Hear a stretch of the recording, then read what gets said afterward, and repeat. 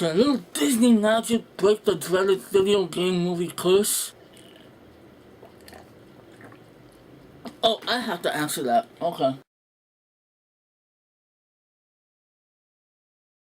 Prince of Persia, The Sands of Time. Let's cut to the chase. I've never played the Prince of Persia game, and as a gamer, that happens to be one of my biggest regrets. So I didn't really know what to expect in 2010 when this movie came out, but I was hoping that after years of crappy movies based off of video games, with only one true exception, that Walt Disney Pictures and producer Jerry Bruckheimer could prove that a decent movie can be made based off a video game. So did they succeed?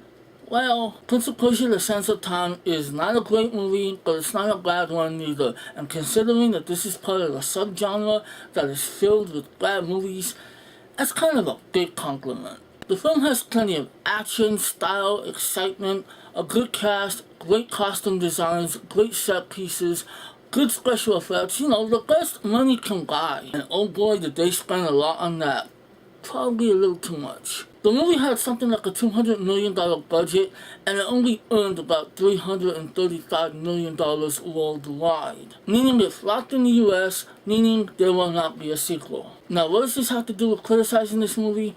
Well, if they focused more on writing and editing rather than spending it on a great presentation, this could have been a better movie. Tighten your budget, make sure you can make that money back. Woulda, shoulda, coulda, it's already said and done, but what we're left with is a slightly above mediocre adventure. All that spectacle aside, the story is pretty much your standard, kill the king so I can be king, and frame the young, handsome, capable protagonist. Yeah, there's more to the story than that. There's this dagger that you press the button and it takes you back in time for like a minute, which is a cool aspect, but it's very underused. They only do it like a few times. Plus, there's also the typical hero protects the princess, they hate each other at first, but then they fall in love by the end of the movie type of story. So yeah, pretty standard stuff, which would be fine if they were consistently exciting. The film is entertaining for the most part, but there are a lot of moments that really dragged for me. I wasn't thrilled with the film the first time I saw it, and my feelings for it are kind of the same with the second viewing. The action is fun at times, but the violence is very Disney-like.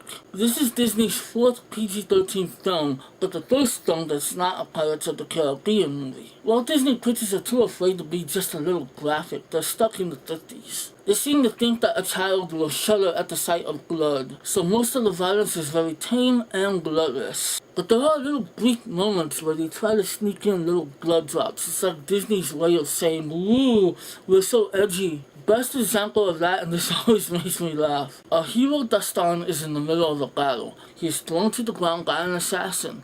The assassin jumps in the air, dagger in hand, ready to jab that dagger in Dastan's heart, or head, or neck, or whatever. Either way, he intends to kill him. An ally of Dastan comes to his rescue and impales the assassin with a spear. A single blood drop perfectly drips onto the character's cheek.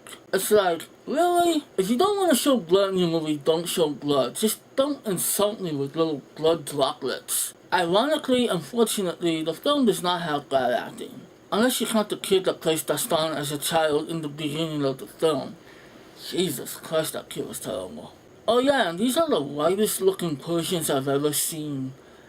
And they all have British accents for some reason. So the movie is guilty of whitewashing, but the actors in this movie are decent. So, first you got Jake Gyllenhaal as Dastan, and he's good. I know that he got really pumped up for this movie. He got ripped. He handles the action well. He's charismatic. He's a likable character. Gemma Arterton plays the princess, the love interest, and the characters refer to her as the most beautiful woman in the world. She's a hottie. I think they're kind of exaggerating a little bit.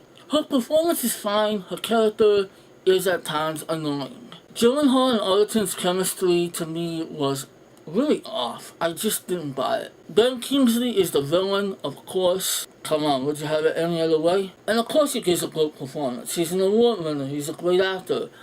But he is underused. Alfred Molina plays a wisecracking merchant, and a lot of reviewers seem to like his character. I did not. I found him to be very annoying, and his jokes fell completely flat to me. But that's not Molina's fault.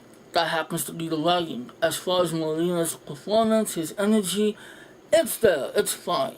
I just was not impressed with that character. So all in all, the acting is fine. It's just the characters are not memorable, and they don't stand out. As far as video game movies go, this is definitely one of the best with its high production value, its great cast, pretty much all the stuff that I mentioned before, but as well as tone, effort, and just the way it was made.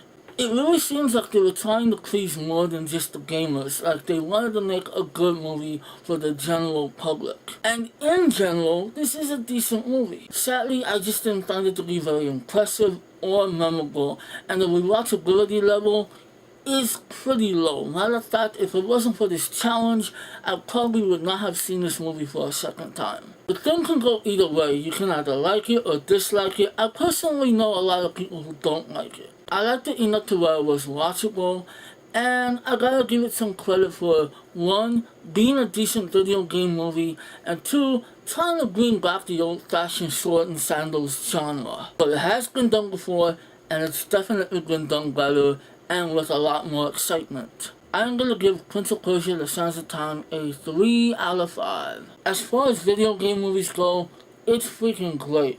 But as far as movies go, it's just very standard. It's silly, gets a little dull, but overall, it's okay. And it happens to be the last decent movie I have left on this challenge. Because next week, I got Resident Evil Afterlife. Oh boy, now that is the one Resident Evil movie I cannot defend. Fortunately though, I only got a few more weeks of this shit. So for now, please like and comment this video, and I will see you guys next week. Watch out, ciao.